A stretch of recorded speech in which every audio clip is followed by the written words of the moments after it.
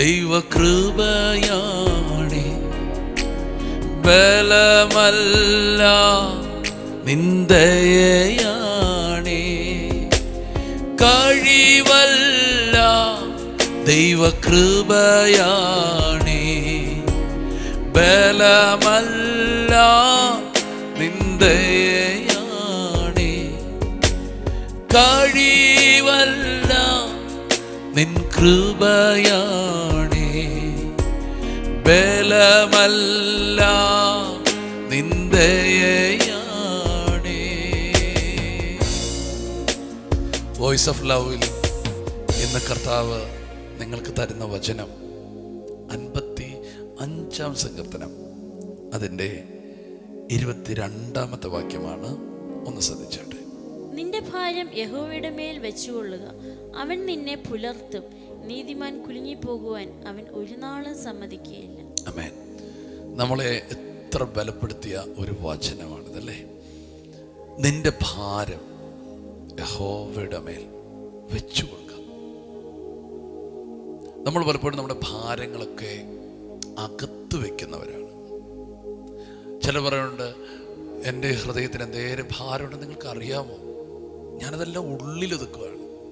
സത്യത്തിൽ നമ്മൾ നമ്മുടെ ഭാരങ്ങളൊക്കെ ഉള്ളിലൊതുക്കിയാൽ അത് പിന്നത്തേതിൽ പ്രകടമാകുന്നത് നമ്മുടെ ശരീരത്തിൽ രോഗമായിട്ടും മനസ്സിൽ ക്ഷീണമായിട്ടും സ്വഭാവത്തിൻ്റെ വൈകല്യമായിട്ടും ഒക്കെയാണ് അത് വെളിപ്പെട്ടു വരുന്നത്. പല രോഗങ്ങളുടെയും ക്ഷീണങ്ങളുടെയും പിൻപിലുള്ള ഏറ്റവും വലിയ റീസൺ പോലും ഇത് തന്നെയാണ്. നമ്മൾ ഉള്ളിലൊതുക്കുന്ന ഭാരങ്ങളും പ്രയാസങ്ങളുമാണ്. നമ്മുടെ ദൈവം നമ്മുടെ മെൻ്റൽ ഹെൽത്തും കൂടെ ശ്രദ്ധിക്കുന്ന ദൈവമാണ്. എല്ലാറ്റിൽ നിന്നും ദൈവം നമ്മെ വിടുവിക്കുവാൻ ചിലയിടത്ത് അവൻ്റെ ശക്തി നമ്മുടെ മേൽ പകരുന്നു. അതിനേക്കാൾ ഏറ്റവും മനോഹരമായ ചില കാര്യം, ചില ഉപദേശങ്ങൾ തരും. നമ്മളത് അനുസരിക്കുമ്പോഴാണ് നമ്മൾ വിടുവിക്കപ്പെടുന്നത്. ഇപ്പം ഇവിടെ പറയുകയാണ്, നിന്റെ ഭാരം എൻ്റെ മേൽ വെച്ചു കൊടുക്കാം. ഞാൻ ഈ വചനം വായിച്ചപ്പോൾ ഞാൻ ചിന്തിച്ചുകൊണ്ടിരുന്നൊരു കാര്യമുണ്ട്. എന്താ ചോദിച്ചാൽ, എൻ്റെ ഭാരം ദൈവത്തിന് അറിയാമെങ്കിൽ പോലും ദൈവം അത് എടുക്കുന്നില്ല. ഞാൻ വെക്കണം. അത് മൈ എഫേർട്ടാണ്. ഞാൻ അറിഞ്ഞുകൊണ്ടത് ചെയ്യേണ്ട കാര്യമാണ്. ഹന്ന എന്ന് പറയുന്ന സഹോദരിയുടെ അകത്ത് ഒത്തിരി ഭാരം ഉണ്ടായിരുന്നു. അവൾ ഭാരപ്പെട്ടുകൊണ്ട് ഭർത്താവിനോട് വഴക്കുണ്ടാക്കി, ഭവനത്തിൽ ബുദ്ധിമുട്ടുണ്ടായി.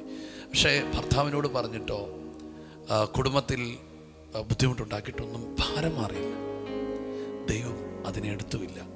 പക്ഷെ ഒരിക്കൽ അവൾ ആലയത്തിലേക്ക് ചെന്ന് തൻ്റെ ഭാരം ദൈവത്തിലേക്ക് പകർന്നു. അപ്പോൾ പകരേണ്ടതാണ് നമ്മൾ. ഞാൻ ഈ വചനം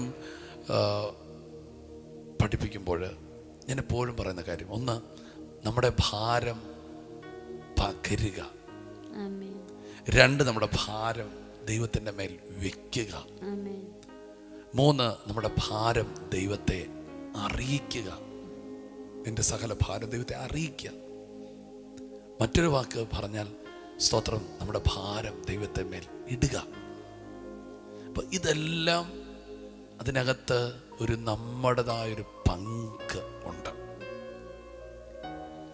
ഇവിടെ എടുത്തു പറയുക, നിന്റെ ഭാരം എൻ്റെ മേൽ വെച്ചു കൊടുക്കുക. സ്തോത്രം. കുടുംബത്തെക്കുറിച്ചും തലമുറയെക്കുറിച്ചും നാളുകളെക്കുറിച്ചും ആരോഗ്യത്തെക്കുറിച്ചും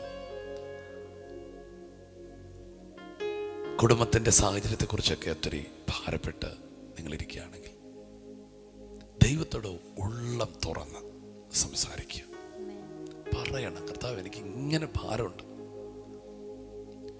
എബ്രായലേഖനം 12-ാം അധ്യായം പറയുന്നത്, നിന്റെ വിശ്വാസത്തിൻ്റെ യാത്രയിൽ ഏറ്റവും വലിയ തടസ്സമായിട്ട് പറയുന്നത് പാപത്തിൻ്റെ മുകളിൽ ഭാരത്തെക്കുറിച്ചാണ്. സകല ഭാരവും. പിന്നെ രണ്ടാമതാ പറയുന്നത് മുറുകെ പറ്റുന്ന പാപം. നമ്മുടെ ഓട്ടത്തിൻ്റെ സ്പീഡ് കുറയ്ക്കുന്ന രണ്ട് ശക്തികളാണ്. ഒന്ന് ഭാരത്തിൻ്റെ ശക്തി, രണ്ട് പാപത്തിൻ്റെ ശക്തി. ഇത് രണ്ടും നമ്മൾ വിട്ട് ഓടണമെന്നാണ് പറയുന്നത്. ആമേൻ. ഇവിടെ നമുക്ക് ദൈവം നല്ലൊരു നിർദ്ദേശം തരുന്നുണ്ട്. ഭാരം എൻ്റെ മേൽ വെച്ചോ. അടുത്ത വാക്ക്, അവൻ നിന്നെ പുലർത്തും. എന്തൊരു ഉറപ്പല്ലേ! നമ്മൾ ഭാരപ്പെടുന്ന വിഷയം എല്ലാം ദൈവത്തിൻ്റെ മേലെ അങ്ങ് വെച്ചോളുക.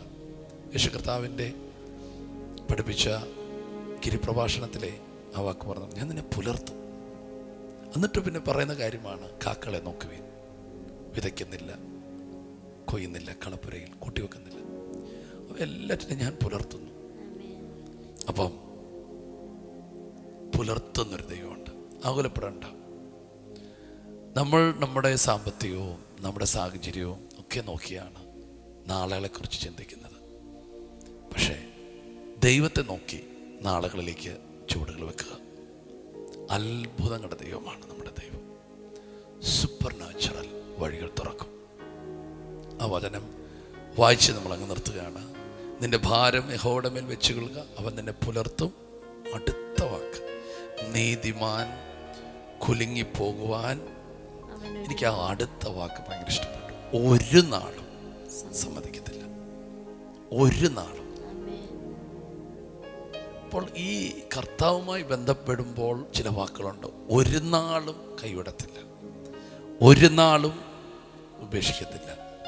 ഞാൻ ലോകാവസാനത്തോളം എല്ലാ നാളും, ദൈവം പറയാം, ഒരു നാളും. കർത്താവിനെ കണ്ണുമടച്ച് വിശ്വസിക്കുക. നീ കുലുങ്ങിപ്പോകാൻ അനുവദിക്കത്തില്ല, നീ ഇളകിപ്പോകാൻ അനുവദിക്കത്തില്ല, നീ ഒഴുകിപ്പോകാൻ അനുവദിക്കത്തില്ല. നല്ല കർത്താവാണ്. ഈ ഓരോ പ്രഭാതത്തിലും ഈ വചനങ്ങൾ നിങ്ങൾക്ക് തരുന്ന എന്തെന്നറിയാമോ?